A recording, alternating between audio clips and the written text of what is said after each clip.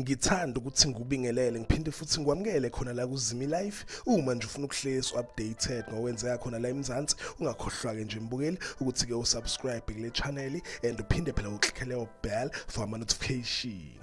Namuhla nguphathele kudaba oluthinta uBongani Masondo nawo ke lapha umkhokha. Ngiyathemba ukuthi ababukeli bamkhumbula uBongani Masondo. uBongani Masondo usenesikhathi ke side kule ndima ezokulingisa, waduma kakhulu ngaleza ikhathi zakudala kuma drama ke saswathanda ochisa no society. Maningi kakhulu kwamadrama uBongani asebenze kuwo, kwamanye ke belingisa, kwamanye ke bewumbhali. Ebephinde ke futhi enza ama voice over, kuningi ke nje uBongani bekwenza. Kunendaba ke la ivelayo kuvela ukuthi ke uBongani Masondo uqashwe lapha kumkhokha njengombhalo omusha womkhokha. Baveza ukuthi ke uBongani Masondo uzobe sebenzisana noHagiso Mogale naye ke owumbhali wawo ke umkhokha. Baveza ukuthi ke uMogale uyena owaletha uBongani Masondo kumkhokha ngonyaka odlule ngenkathi ke besaqala ukushutha useason 2 womkhokha. Bathi ke ila afunda khona izinto nje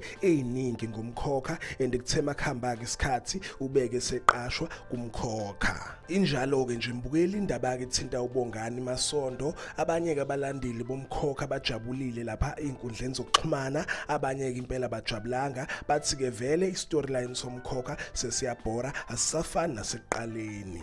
Yizo ke lezade ngikuphathele zona mbukeli indaba ke nje isematheni, indaba ke ithinta umkhokha. Ngicela ke nje mbukeli ukuthi ungakhohlwa ukulike and ke usubscribe. Ake ngithi ke nje danke, ngiyazi bongela.